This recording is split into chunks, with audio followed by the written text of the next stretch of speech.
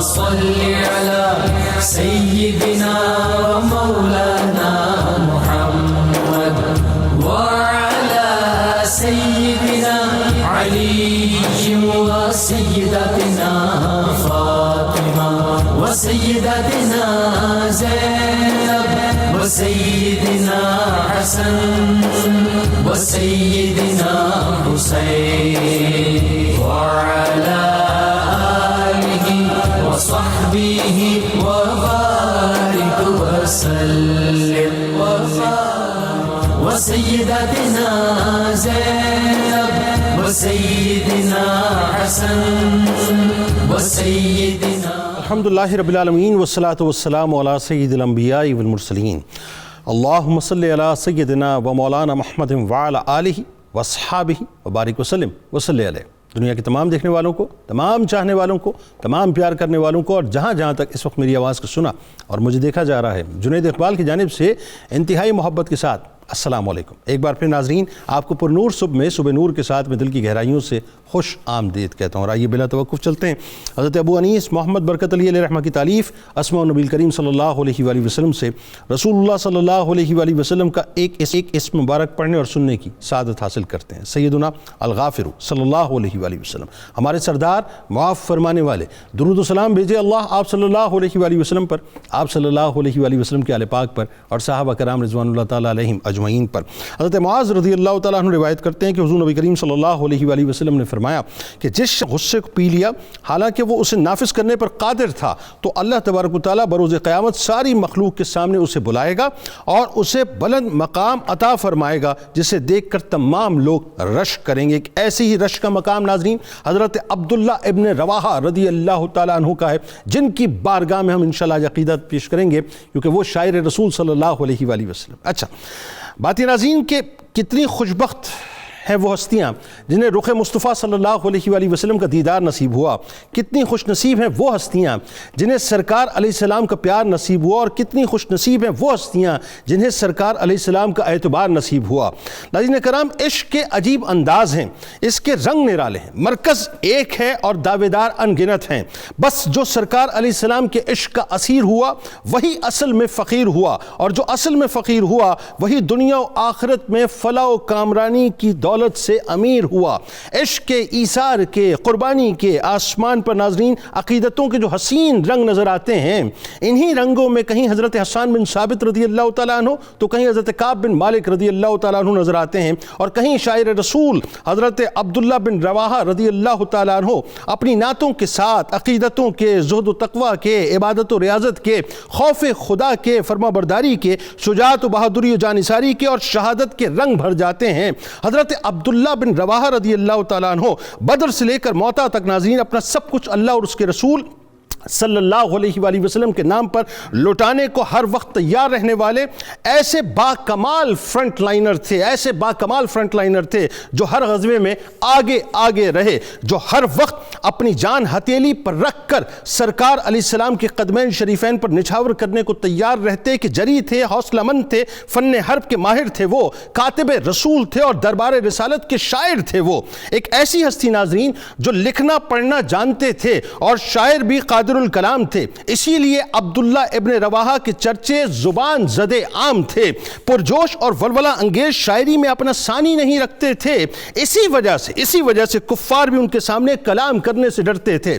انصار صحابہ میں السابقون الاولون کا تاج جن کو ملا، عطوں کا، عزتوں کا، سعادتوں کا اور اخروی کامیابیوں کا منہاج جن کو ملا، نبوت کے 13ویں سال جو بیت عقبہ میں تشریف لائے، پہل ہی آقا کے 70 پیاروں کی جھرمٹ میں جو جگمگائے، سرکار علیہ السلام نے 12 نقباء میں سے ایک ہونے کا جن کو اعزاز بخشا، عزتوں کا، توقیر کا، بھروسے کا اور راہبری کا انداز جن کو بخشا، یہ وہ ہستی ہیں ناظرین جو اتباع رسول کے سانچے میں مکمل ڈھلے، دنیا و آخرت کی کامیابیاں سمیٹ کر وہ اپنی منزل کو چلے، خوف خدا جن کی دستار تھی، جرت و بہادری جن کی تلوار تھی، حکم سرکار کی فوری وہ تعمیل کرتے تھے، عقیدتوں کی اسی طرح وہ تکمیل کرتے تھے، کفار کو اپنے اشعار سے وہ لاجواب کرتے تھے، ہر پل تحفظ ناموس رسالت جناب کرتے تھے، عبادت و ریاضت، زہد و تقوی میں جو بے مثال تھے، اطاعت الہی اور اتباع رسول میں جو با کمال تھے، شاعری بھی ایسی اور پایا بھی ایسا عظیم بخت ہے۔ حضور فرمائیں کہ ابن رواحہ کا کلام کفار پر تینوں سے زیادہ سخت ہے، اطاعت الہی اور اتباع رسالت میں اکمل اور عاشق رسول تھے، اسی وجہ سے بارگاہ رسالت مآب میں آپ بے حد مقبول تھے۔ اذن مصطفیٰ سے جو اپنے اشعار سناتے تھے، جن کو سن کر میرے سرکار مسکراتے تھے۔ ابن رواحہ دین حق سے سچی محبت کرتے تھے، مجلسیں بھی وہ پسند کرتے جن پر فرشتے فخر کرتے تھے۔ عمرۃ القضاء میں سرکار کی اونچنی کی مہار تھامے آتے ہیں، ببانگ دہل اپنے اشعار سے جو کفار کو آر دلاتے ہیں۔ شجاعت و بہادری بھی ان کی عجیب تھی، شہادت کی منزل بس ان کا نصیب تھی، نبی سے جڑی ہر ایک شے کو وہ متبرک جانتے تھے۔ عبداللہ ابن ابی جیسے گستاخوں کو وہ خوب پہچانتے تھے، جنگ موتا میں وہ کام کر گئے، رہتی دنیا تک اپنا ایک مقام کر گئے۔ ثنا خانوں کا، آخری دو باتیں اس ثنا خانوں کا، رسول کے جب بھی نام لیا جائے گا احترام سے ذکر عبداللہ ابن رواحہ بھی کیا جائے گا۔ اللہم صلی علی سیدنا و مولانا محمد وعلی سیدنا علی و سیدتنا فاطمہ و سیدتنا زینب و سیدنا حسن و سیدنا حسین وعلى آله وصحبه وبارك وسلم اللهم صل على سيدنا ومولانا محمد وعلى سيدنا علي وسيدتنا فاطمة وسيدتنا زينب وسيدنا حسن وسيدنا حسين وعلى آله وصحبه وبارك وسلم۔ آغاز کرتے ہیں ڈاکٹر صاحب آپ سے، اللہ کی سنت پر عمل کرنے والے، کیونکہ کائنات میں تو سب سے پہلا نعت گو میرا رب ہے، اور قرآن سے بہتر کوئی کتاب نہیں نعت کی، انہی کی، یعنی اللہ ہی کی سنت پر عمل کرتے ہوئے حضرت عبداللہ ابن رواحہ رضی اللہ تعالیٰ عنہ نے سرکار علیہ السلام کی غلامی میں رہ کر ان کی ثناخوانی کی۔ آئیے پہلے ان کا شخصی تعارف، ان کا خاندانی تعارف، پھر آپ نے جو اسلام قبول کیا، اور اسلام کا ظاہر ہے قبول ہوتے ہی جو نقابت کے فرائض اللہ تعالیٰ کی طرف سے ظاہر ہے آپ کو اپنے محبوب کے ذریعے سے عطا کروائے گئے، وہ ذرا بتائیے۔ بسم اللہ الرحمن الرحیم، بہت شکریہ۔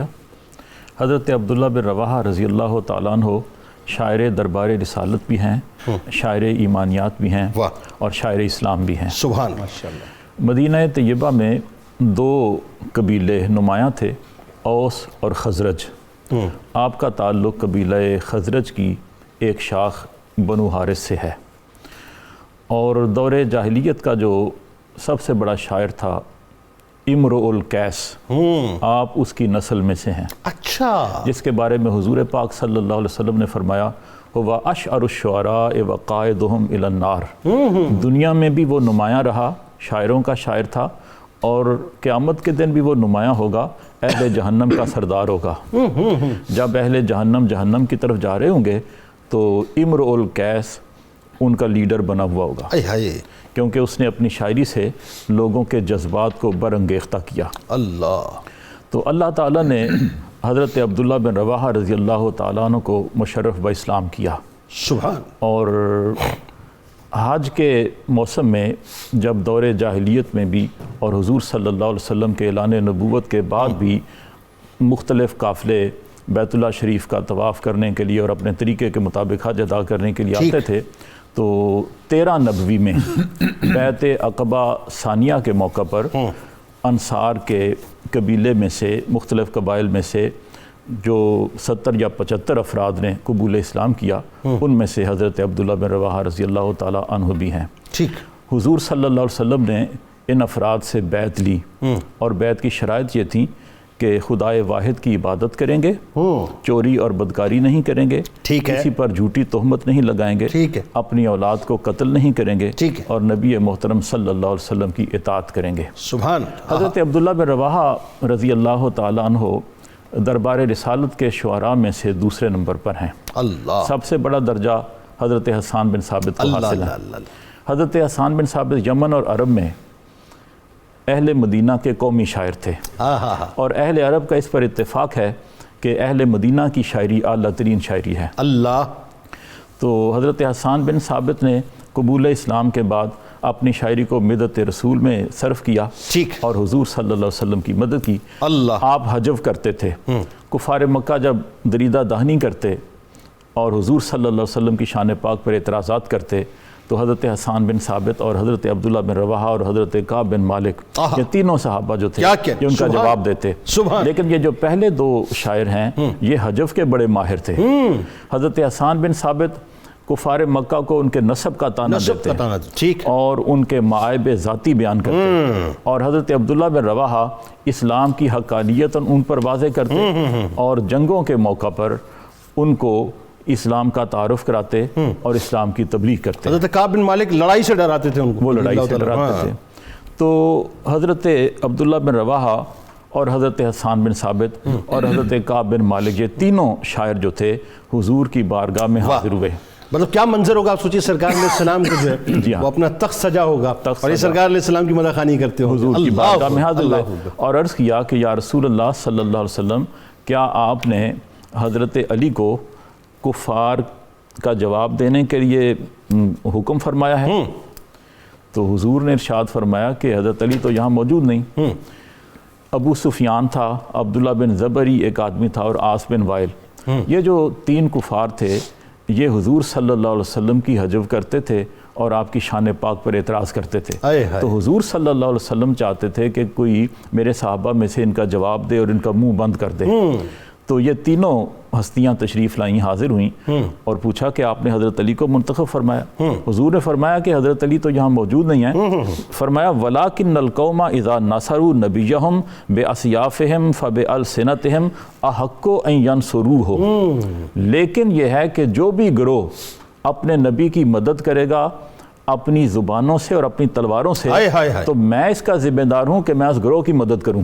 سبحان اللہ، سبحان تو یہ شرف ان کو عطا فرمایا حضور صلی اللہ علیہ وسلم نے۔ تو پھر حضرت عبداللہ بن رواحہ نے باقی دونوں صحابہ کے ساتھ مل کر اپنی ساری زندگی حضور کی شان کا دفاع کیا اور قبول اسلام کے بعد غزوہ موتہ تک جتنے غزوات ہوئے سب میں شرکت کی اور سب میں حضور صلی اللہ علیہ وسلم کی طرف سے آپ کی مدحت سرائی کرتے رہے اور جنگوں کے موقع پر کفار کا منہ بند کرتے رہے۔ بیعت اکبر ثانی میں 70 افراد جو قبول اسلام کرتے ہیں، 70 بھی ہے، 75 بھی ہے، 2-3 عورتیں تھیں، انہی میں آپ شامل ان میں آپ شامل۔ اچھا یہ جو 12 نقبہ والی بات ہے ذرا سے یہ بھی بتائیے کہ یہ ایک ظاہر بڑی سپرلیٹو ڈگری ہے۔ جی ہاں، وہ سربراہی آپ کو عطا کی، وہ قبائل تھے نا مختلف، آگے اوس اور خزرج کی شاخیں تھیں چھوٹی، ٹھیک ہے، ان شاخوں میں سے جو بھی نمایاں فرد ہوتا تھا قبیلے کا آپ اس کو اس قبیلے کا نقیب یعنی ترجمان بناتے تھے کہ آپ اس قبیلے کے سردار ہیں۔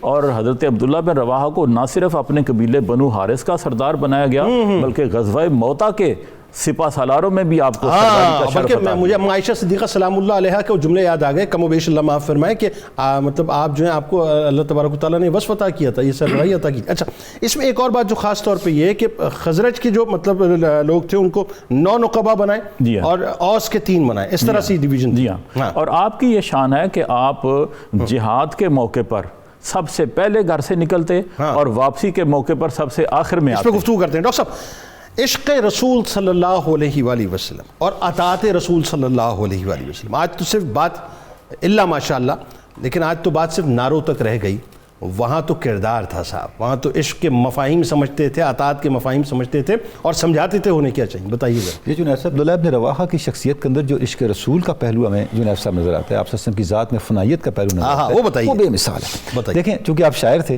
تو آپ کا ایک کمال شعر آپ فرماتے ہیں کہ یا رسول اللہ اگر آپ سارے جتنی کھلی نشانیاں لے کے آئے ہیں، یہ نشانیاں نہ بھی لے کے آتے صرف آپ کا چہرہ ہی کافی تھا اللہ اللہ، ہمارے لیے یہ جاننے کے لیے کہ آپ اللہ کے رسول ہیں، رخ مصطفیٰ ہی کافی تھا، آپ کا چہرہ ہی کافی تھا۔ اللہ، تو اب آپ دیکھیں کہ کس سطح پہ جا کے وہ آپ صلی اللہ علیہ وسلم کی ذات پاک کے ساتھ اپنی والہیت کو اور اپنے یقین کو اور اپنے جو ایک ایمان کا درجہ ہے اس کو بیان کرتے ہیں۔ اچھا، عشق میں اور اطاعت میں ڈھلے ہوئے تھے، اس سانچے میں ڈلے ہوئے تھے، اور جو ایک سمبولک جنید صاحب اظہار ہو سکتا ہے اتباع کا اور اطاعت کا، اس کا کمال نمونہ عبداللہ بتائیے نا، دیکھیں آپ مسجد میں تشریف لا رہے ہیں، آپ سے فرما رہے ہیں صحابہ کرام کو کہ آپ بیٹھ جائیں، تو ابھی آپ دروازے میں ہیں، آپ وہیں بیٹھ جاتے ہیں، وہیں بیٹھ جاتے، یعنی آپ دیکھیں کہ حالانکہ آگے پیچھے ہونے کی گنجائش موجود تھی، ضروری نہیں تھا دروازے پہ بیٹھتے، لیکن اتباع کی انتہا کہ جو حکم آ گیا اب اس کو جہاں آواز مصطفیٰ صلی اللہ علیہ وسلم سماعت میں آئی وہیں جو ہے وہیں بیٹھ کے،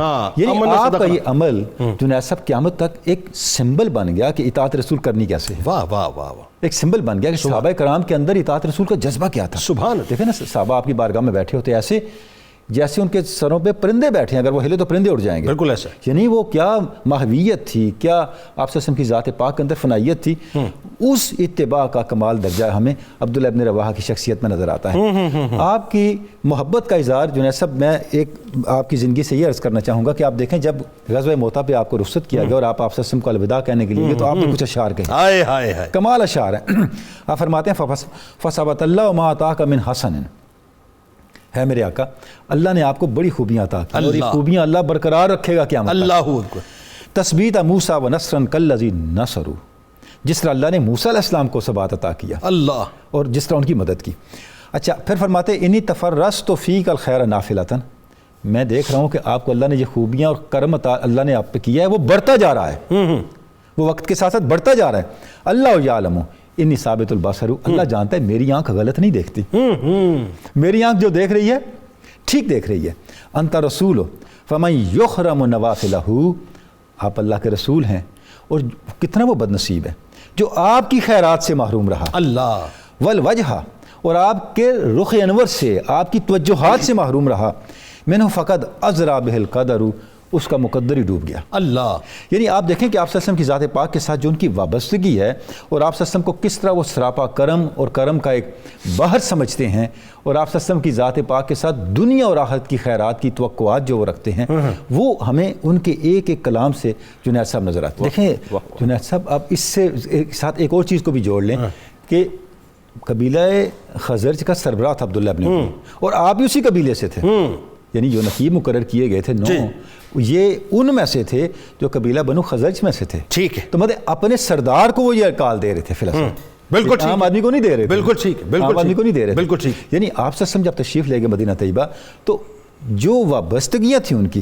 وہ ساری کی ساری فوکس ہو گئیں آپ صلی اللہ علیہ وسلم کی ذات پاک، بلکہ وہ انتہائی ڈومیننٹ آدمی تھا، ظاہر ہے وہ تو بادشاہ بننے والا تھا، ہاں بادشاہ بننے والا تھا۔ اور آپ کا یہ شرف ہے کہ جب غزوہ خندق کے موقع پہ آپ دیکھیں کہ آپ صلی اللہ علیہ وسلم جو شعر پڑھ رہے تھے، بلکہ مسجد نبی کی تعمیر کے موقع پہ جو آپ شعر پڑھ رہے تھے وہ عبداللہ ابن رواحہ کا ہے، اللہم لا عیش الا عیش الاخرہ فاغفر للانصار والمہاجرہ، یعنی بہت کم ایسے اشعار ہوں گے یا شعراء ہوں گے عرب کے جن کے اشعار کو آپ صلی اللہ علیہ وسلم نے پڑھا یا آپ صلی اللہ علیہ وسلم نے ان اشعار کی تحسین فرمائی، ٹھیک۔ تو اب عبداللہ ابن رواحہ کا یہ شعر آپ کا پڑھنا یہ بھی ہمیں بتاتا ہے کہ آپ کی شاعری کی کتنی مقبولیت تھی بارگاہ نبوت میں۔ اللہ اکبر۔ اچھا اس سے جنید صاحب اس طرف ہی آپ چلے جائیں، آپ یہ دیکھیں کہ آپ صلی اللہ علیہ وسلم نے شعر بھی وہ اٹھائے جن کے اندر ایک پورا پیغام اور اسلام کا مزاج نظر آتا ہے، سبحان اللہ۔ یعنی اب اس شعر کے اندر دیکھیں کہ ترجیحات کیا ہیں کہ آخرت کی زندگی دنیا کی زندگی سے افضل ہے، اللہ اکبر۔ اور جو مغفرت ہے وہ کس کے اندر ہے؟ وہ اللہ اور اس کے رسول کی اطاعت کے اندر ہے۔ سبحان اللہ۔ بات آگے بڑھاتے ہیں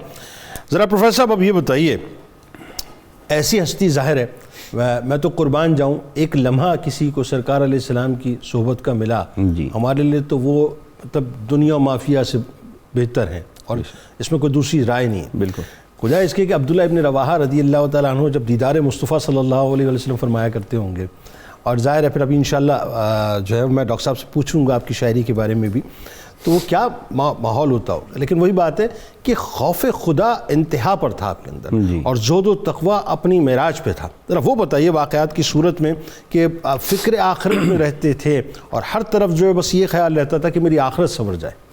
بسم اللہ الرحمن الرحیم، اللہم صلی علی سیدنا و مولانا محمد وعلی آلہ وصحبہ وبارک وسلم، صلاۃ و سلام علیک یا سیدی یا رسول اللہ۔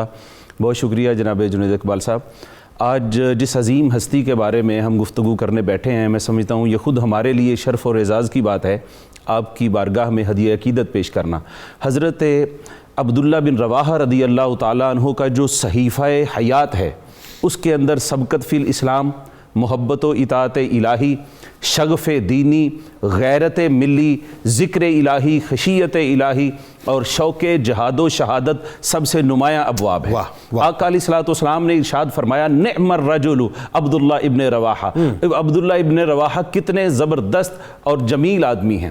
پھر اسی طرح آپ کے بارے میں آتا ہے کہ کان عظیم القدری فی الجاہلیت والاسلام، کہ آپ بڑے ہی باعظمت اور باوقار دور جاہلیت میں بھی تھے اور پھر اسلام میں بھی آپ کا وہی اسی طرح وقار تھا۔ جہاں تک آپ کی خشیت الہی کے حوالے سے بات ہے، ابن کثیر روایت کرتے ہیں کہ ایک دفعہ بیمار پڑ گئے اور دوران بیماری اپنی بیوی کے گود میں سر رکھا ہوا تھا اور رونا شروع کر دیا۔ جب رو رہے تھے تو بیوی نے ان کو روتے ہوئے دیکھا، وہ خود بھی رو پڑیں۔ آپ نے پوچھا کہ اپنی بیوی سے کہ کیوں روتی ہیں؟ انہوں نے کہا سرتاج اس وجہ سے روتی ہوں کہ آپ کو روتے ہوئے دیکھا ہے۔ تو آپ نے فرمایا میں تو اس وجہ سے روتا ہوں، میرے ذہن میں سورہ مریم کی وہ آیہ کریمہ آ گئی وَإِن مِّنكُمْ إِلَّا وَارِدُهَا وَكَانَ عَلَى رَبِّكَ حَتْمًا مَقْضِيًّا، اور تم میں سے کوئی ایسا نہیں بچے گا جس کو جہنم کے اوپر سے گزارا نہیں جائے گا، اور یہ بات تمہارے رب کی طرف سے فیصلہ شدہ ہے، ضروری ہے۔ میں تو یہ سن کر رو رہا ہوں۔ اور پھر اسی طرح مطلب وہ صحابی جو مقبول بارگاہ رسالت میں اور خوف اللہ کی بارگاہ ہے، اللہ کی بارگاہ کا خوف اس قدر ہے۔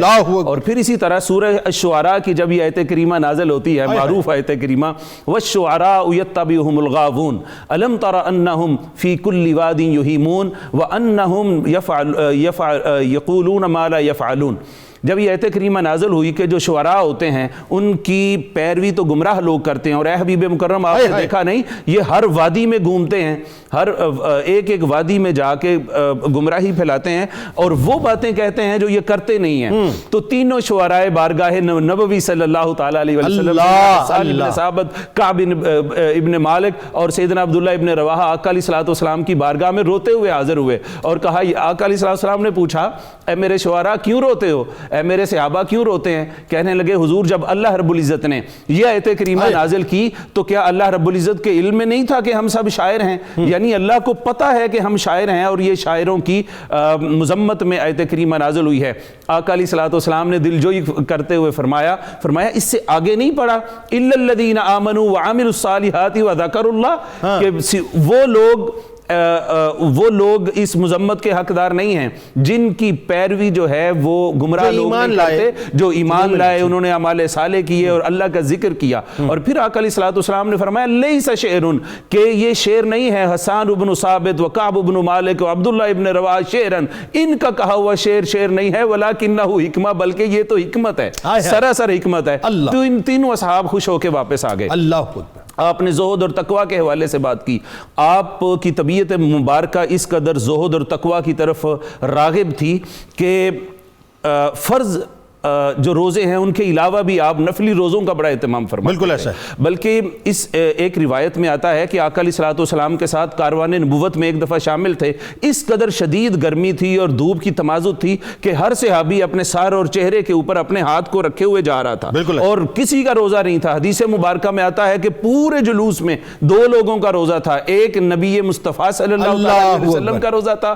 اور ایک حضرت عبداللہ بن رواحہ رضی اللہ عنہ۔ حضرت زید بن ارقم رضی اللہ تعالیٰ عنہ جو ہیں وہ آپ کے دور کے بھتیجے ہیں، بچپن میں آپ یتیم ہو گئے تھے، پھر آپ کی کفالت جو ہے حضرت عبداللہ ابن رواحہ نے کی ہے۔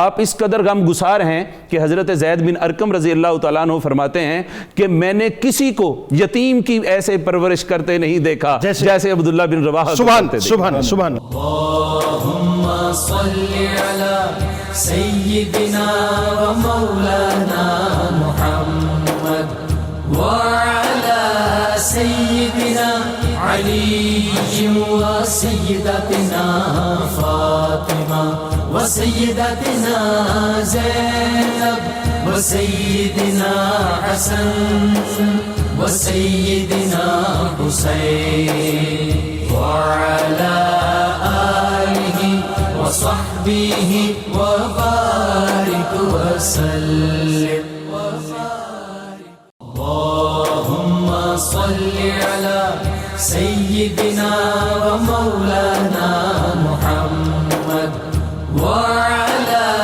سيدنا علي وسيدتنا فاطمة وسيدتنا زينب وسيدنا حسن وسيدنا حسين وعلى آله وصحبه وبارك وسلم.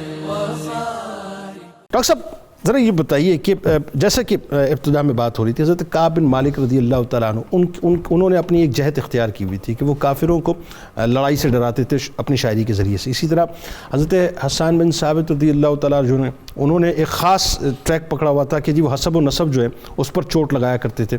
اور پھر اسی طرح سے عبداللہ ابن رواحہ رضی اللہ تعالیٰ عنہ ان کا یہ ٹریک تھا کہ وہ کفار کو آڑ دلایا کرتے تھے ان کے کفر سے. اچھا، عبداللہ ابن رواحہ رضی اللہ تعالیٰ عنہ کی جو نعت گو کی حیثیت سے سرکار علیہ السلام کی بارگاہ میں جو مقام و مرتبہ تھا، پہلے تو ذرا یہ بھی بیان کیجئے، اور مختلف مواقع پہ جو آپ نے اشعار پڑھے، کچھ حوالہ ڈاکٹر صاحب نے بھی دیا، کچھ پروفیسر صاحب نے بھی دیا، ساتھ ہی بھی بتائیے کہ جو شاعری کی ان کی صنف تھی وہ کیا تھی؟ جی ہاں، اچھا، شاعری میں انصار مدینہ کا ایک اپنا دبستان تھا. ڈاکٹر طہ حسین نے تاریخ ادب عربی پر کام کیا ہے. انہوں نے انصار مدینہ کے لیے دبستان انصار کی اصطلاح استعمال کی ہے. ٹھیک. اور اس دبستان کے ایک نمائندہ حضرت عبداللہ بن رواحہ رضی اللہ تعالیٰ. شعر کی مختلف لوگوں نے، ناقدین نے مختلف تعریفات کی ہیں. مثال کے طور پر شعر کی ایک تعریف یہ ہے کہ شعر نثر موضوع کو کہتے ہیں. نثر موضوع کو شعر کہتے ہیں. ٹھیک. ایک تعریف شعر کی حضرت عبداللہ بن رواحہ رضی اللہ تعالیٰ نے بھی کی ہے. ان کا بھی ایک نظریہ شعر ہے. حضور پاک صلی اللہ علیہ وسلم نے ان سے پوچھا کہ شعر کیا چیز ہے. یہ ابن عساکر نے نقل کیا ہے. تو آپ نے عرض کیا کہ یا رسول اللہ صلی اللہ علیہ وسلم، واردات قلبی کو جامع الفاظ پہنانے کا نام شعر ہے. اللہ اللہ. دلی واردات کو الفاظ کا پیراہن پہنا دیا جائے تو یہ شعر ہے. سبحان اللہ. مطلب کیا ہوا کہ شعر کسی بے مقصد بات کو نہیں کہتے، اور شعر صرف روکھی پھیکی بات کو بھی نہیں کہتے. جب تک دلی جذبات شعر میں شامل نہ ہوں، دل اور دماغ کا اتحاد نہ ہو، اس وقت تک شعر وجود میں نہیں. سبحان اللہ. پھر سرکار علیہ السلام نے یہ فرمایا نا کہ ذرا مجھے دیکھ کے اشعار کہو. پھر آپ نے رخ مصطفیٰ صلی اللہ علیہ وسلم کو دیکھ کے اشعار کہے. جس طرح حضور نے حسان بن ثابت رضی اللہ تعالیٰ عنہ کو دعا سے نوازا کہ اللہ روح القدس سے آپ کی تائید کرے، اسی طرح حضرت عبداللہ بن رواحہ کو بھی دعا سے نوازا. سبحان اللہ. اور فرمایا کہ اللہ عبداللہ بن رواحہ پر رحم کرے، وہ ایسی مجلسوں کو پسند کرتا ہے جس پر فرشتے فخر کرتے ہیں. اللہ اکبر. سبحان اللہ. اور حضور کی زبان اقدس پر حضرت عبداللہ بن رواحہ کے جو اشعار آئے، ان میں سے یہ غزوہ خندق کے موقع پر یہ الفاظ بھی ہیں، یہ اشعار بھی ہیں: اللہم لولا انت مہتدینا ولا تصدقنا ولا صلینا. اے الہ العالمین، اگر تیری توفیق شامل حال نہ ہوتی تو ہم ہدایت کا راستہ نہ پاتے، ہم نہ صدقہ دیتے نہ نماز پڑھتے. یہ تو تیری توفیق سے ہوا. فَأَنزَلَن سَكِينَةٌ عَلَيْنَا وَثَبِّتِ الْأَقْدَامَ إِن لَاقَيْنَا. اور دعا کرتے ہیں کہ یا اللہ ہمارے دلوں کو سکون عطا فرما، جب دشمنوں سے ہمارا مقابلہ ہو تو ہم ثابت قدم رہیں. اللہ اکبر. اور کہتے ہیں ان الاعداء قد بغوا علینا اذا ارادوا فتنة ابینا. دشمنوں نے ہم پر زیادتی کی، جب بھی وہ فتنہ و فساد میں ہمیں مبتلا کرنا چاہیں گے ہم انکار کر دیں گے. تو حضور صلی اللہ علیہ وسلم غزوہ خندق کے موقع پر خود بھی خندق کھود رہے ہیں اور جسم پاک پر مٹی جمی ہوئی ہے، اور حضرت عبداللہ بن رواحہ کے یہ اشعار گنگنا رہے ہیں، اور پھر دعا فرما رہے ہیں اللہم ارحم ہو، یا اللہ عبداللہ بن رواحہ پر رحم کر. اور حضرت عمر فاروق پاس سے عرض کرتے ہیں واجبت، اس پر جنت واجب ہو گئی. اللہ اکبر. اللہ اکبر. اور حضور صلی اللہ علیہ وسلم کی محبت ان کی شاعری میں جس طرح جلوہ گر ہے، اس پر وہ غزوہ موتا کا سفر جو ہے وہ شاہد عادل ہے. حضرت زید بن ارقم بچپن میں ان کے کجاوے میں ان کے ساتھ ہیں، غزوہ موتا کی طرف چل رہے ہیں، اور کیا کہتے ہیں، راستے میں شعر کہتے ہیں حضرت عبداللہ بن رواحہ، اور وہ نصف شب کا وقت ہے اور شعر پڑھ رہے ہیں کہ میں جا رہا ہوں ولا ارج الی اہلی ورائی، یہ سفر ایسا سفر ہو کہ میں اہل و عیال کی طرف واپس نہ آؤں. اللہ، رتبہ شہادت پہ فائز ہو جاؤں، یعنی وہ دعا مقبولیت کی مدارج طے کر رہی ہے. یہ جذبہ ہے اللہ حضور کے اکبر، قدموں اللہ پر اکبر. جان کو نثار کرنے کا. اللہ صرف شاعری نہیں ہے، اللہ وہ شاعری ہے جو دلی جذبات کی آئینہ دار ہے، اللہ اللہ. واردات قلبی کی عکاس ہے. تو کہتے ہیں کہ اس وقت مجھے اس بات کی پرواہ نہیں کہ میری شہادت کے بعد میری بیوی دوسری شادی کر لے گی، یا میرے کھجوروں کے باغ کا کیا بنے گا جس کے نیچے نہریں بہتی ہیں. میں تو جذبہ شہادت سے سرشار ہوں. اللہ. تو حضرت زید بن ارقم نے جب یہ اشعار سنے تو وہ رو پڑے. آہا. ان کی کفالت میں تھے نا. ہاں. تو حضرت عبداللہ بن رواحہ نے کوڑا لہرایا، فرمانے لگے بچے اگر اللہ مجھے رتبہ شہادت پر فائز کر دے تو تیرا کیا نقصان ہے؟ اللہ اللہ اسی اللہ. کجاوے میں بیٹھے گا اور گھر واپس چلا جائے گا.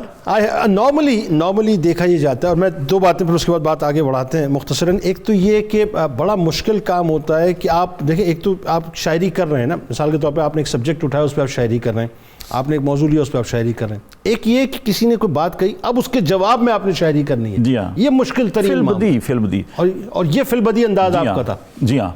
اور عرب کا جو فصاحت لسانی کا معاملہ ہے وہ تو بڑا ہی محیر العقول ہے نا. فرزدق شاعر کوفہ کی مسجد کے سامنے سے گزر رہا تھا، ٹھیک ہے، اور مسجد کوفہ میں ابو فراس جو عراق کا مشہور شاعر تھا اس نے کوئی شعر پڑھا. ٹھیک ہے، فرزدق سجدے میں گر پڑا. ٹھیک. ابو فراس نے کہا تم نے سجدہ کیوں کیا؟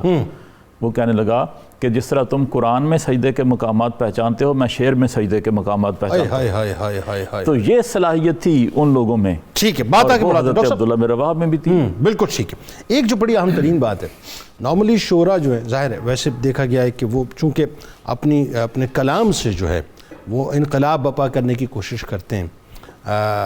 میدان جہاد میں اترنا، میدان عمل میں اترنا، یہ ایک دوسرا کام ہے، بڑا مشکل ترین کام ہے. لیکن آپ نے قول سے بھی جہاد کیا اور اپنے عمل سے بھی جہاد کیا. یہ ایک بڑا مشکل ترین ٹریک تھا جو آپ نے اپنایا تھا.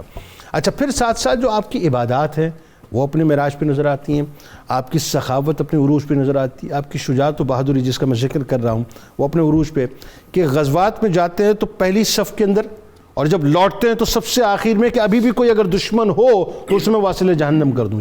جی ہاں بالکل جنید صاحب، یہ جامعیت حضرت عبداللہ ابن رواحہ کی کہ آپ شوق شہادت سے خود بھی سرشار ہیں اور دوسروں کو بھی سرشار کرنے کی صلاحیت رکھتے ہیں. اللہ رب العزت نے ان کے شعر کے اندر اور ان کے عمل کے اندر وہ تاثیر ان کے کلام کے اندر پیدا فرمائی تھی.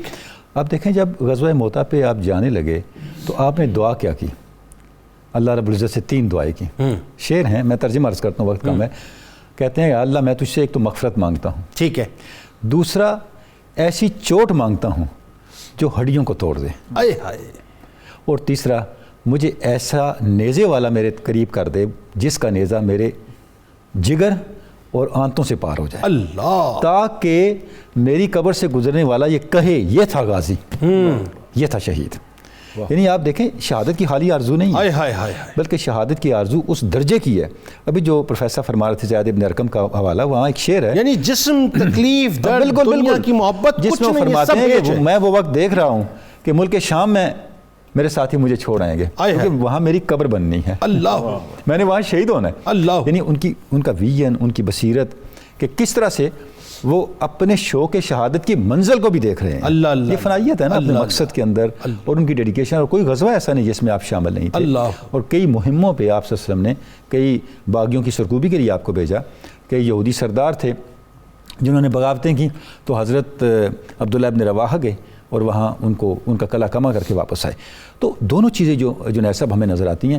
اچھا، جو تعلق باللہ ہے اور عبادات کا جو اثر ہے وہ اس درجے کا ہے جہاں پہ ان کے لیے غیب مشاہدہ بن جاتا ہے. ایک مرتبہ آپ بیمار ہوئے اور آپ بے ہوش ہو گئے اور آپ کی بہن آپ کے ساتھ بڑی محبت کرتی تھی، بخاری شریف کے اندر ہے، تو وہ رونے لگی، ہائے میرا بھائی ایسا تھا، ہائے میرا بھائی ایسا تھا. جب آپ ہوش میں آئے تو بہن کو بلایا، تم کیا کر رہی تھی؟ اس نے کہا میں نے یہ باتیں کی. تو آپ کو کیسے پتہ چلا؟ آپ نے فرمایا میں سن رہا تھا. اللہ، سن نہیں رہا تھا بلکہ جیسے جیسے تم کہتی تھی تو ایک فرشتہ مجھ سے پوچھتا تھا، ما قلت شیئن الا قیل لی انت کذالک، جو بات تم کہتی تھی نا فرشتہ مجھ سے کہتا تو تم ایسے ہو، تم ایسے، اچھا تم ایسے ہو. اچھا، بخاری شریف کے اندر ہے. یہی وجہ جب آپ کی شہادت ہوئی تو آپ کی وہ بہن نہیں روئی پھر. اللہ اکبر، اللہ اکبر. یعنی یہ دیکھیں جنید صاحب، آج ہم صوفیاء کی کرامات کا اور صوفیاء کے مشاہدات کا انکار کرتے ہیں. عجیب بات ہے، ہمارا یہ موضوع نہیں تھا لیکن دو باتیں ڈسکس ہو گئی ہیں عبداللہ ابن رواحہ کی شخصیت کے حوالے سے آج یہاں، بالکل ٹھیک، جو صوفیاء کی روایت کی تصدیق کرتی ہیں. ایک بالکل پروفیسر صاحب نے ذکر کیا، ٹھیک، کوئی دن ایسا نہیں تھا ابو درداء کے ساتھ بیٹھ کے اللہ کا ذکر نہ کرے، اور جب اٹھتے تھے تو کہتے تھے ایمان کو تازہ کر وہ لیں. کہتے تھے یہ ہماری ایمان کی مجلس تھی. یعنی آپ یہ دیکھیے، میں اس جملے کی ابھی تک اس لذت کو سبحان محسوس اللہ کر رہا ہوں کہ جن کے توسط سے ہمارے گھروں میں ایمان ہے، آئے وہ ہائے. فرمائے کہ ہم ایمان کو تازہ کر لیں. اس کا مطلب کیا ہے؟ آہا، ایمان کو تازہ کرنے کی ضرورت ہر ایک کو ہے. ہائے ہائے ہائے. نمبر 1. نمبر 2، اس کا راستہ عبداللہ ابن رواحہ اور حضرت ابو درداء کے ذریعے دو طریقے ہیں، اللہ کا ذکر اور اللہ کے رسول کا ذکر. اللہ اکبر. اور دوسری بات کیا ہے، یہ جو ان کی زندگی کا واقعہ ہے، آپ دیکھیں کہ وہ سارا معاملہ جو بیان کے لیے غائب تھا، ٹھیک ہے، ان کے لیے مشاہدہ اشکار کر دیا. اشکار کر دیا گیا. ٹھیک. آپ بیمار ہوئے، آپ صلی اللہ علیہ وسلم آپ کی عیادت کے لیے آئے، آپ بے ہوش تھے، تو آپ نے دعا فرمائی. سرکار دو عالم صلی اللہ علیہ وسلم نے دعا فرمائی، یا اللہ اگر تو عبداللہ ابن رواحہ کے لیے اس بیماری میں موت ہے تو اس موت میں آسانی پیدا فرما. اللہ اکبر. اگر موت نہیں ہے تو ان کو شفا عطا فرما. اللہ اکبر. آپ دیکھیں دعا بھی ہے اور تسلیم و رضا بھی ہے. اللہ اکبر. اللهم صل على سيدنا ومولانا محمد وعلى سيدنا علي وسيدتنا فاطمة وسيدتنا زينب وسيدنا حسن وسيدنا حسين وعلى آله وصحبه وبارك وسلم.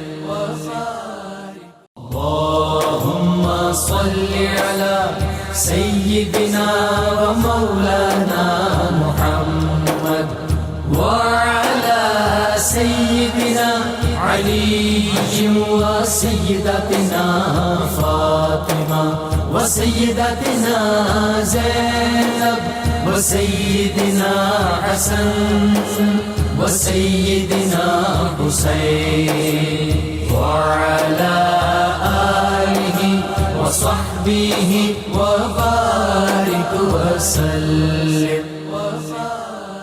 کتاب الشفا نظر بد سے حفاظت کا عمل آپ کو بتلاتے ہیں. اگر کسی بچے یا بڑے کو کسی کی نظر لگ جائے تو سورہ قلم کی آیت نمبر 51 اور 52 11 مرتبہ پڑھ کر متاثرہ شخص پر دم کریں، انشاءاللہ نظر بد کا اثر ختم ہو جائے گا. حضرت امام حسن عسکری علیہ السلام کا کمال قول مبارک ہے کہ جو شخص دنیا میں اپنے مومن بھائیوں کے ساتھ تواضع انکساری کے ساتھ پیش آئے گا، خدا کے نزدیک اس کا شمار صدیقین اور صلحاء میں ہوتا ہے. ہیں غلام شاہ والا، ہیں غلام شاہ والا، عبداللہ بن رواحہ، ہیں غلام شاہ والا، عبداللہ بن رواحہ، ہوئے مرتبے میں اعلیٰ، ہوئے مرتبے میں اعلیٰ، عبداللہ بن رواحہ، ہیں غلام شاہ والا. سرکار کے فدائی، سرکار کے ثناخواں،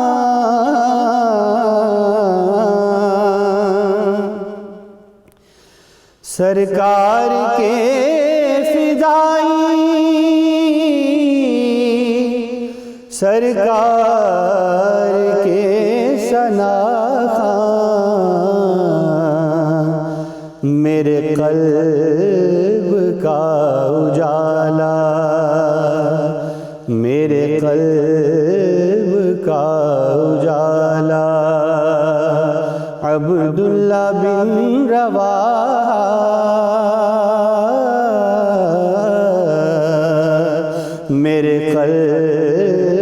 کا اجالا،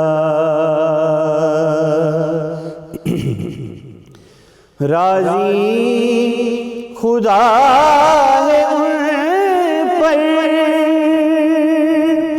وہ ہے خدا پہ راضی،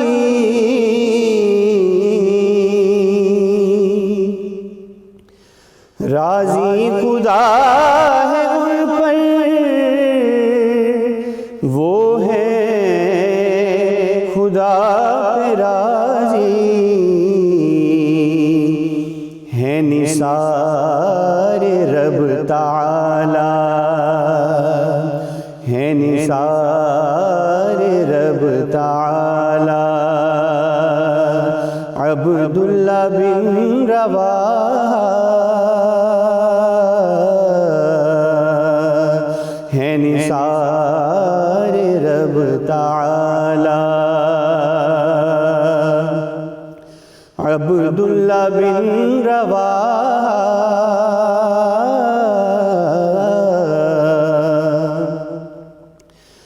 رہے حق میں جان اپنی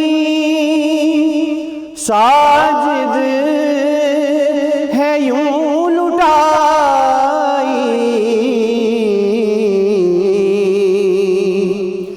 رہے حق میں جان اپنی ساجد ہے یوں لٹائی، کہ بنے عشق کا حوالہ، بنے عشق کا حوالہ، عبداللہ بن رواحہ ہیں غلام شاہ والا۔ اللهم صل على سيدنا ومولانا محمد وعلى سيدنا علي وسيدتنا فاطمة وسيدتنا زينب وسيدنا حسن وسيدنا حسين وعلى آله وصحبه وبارك وسلم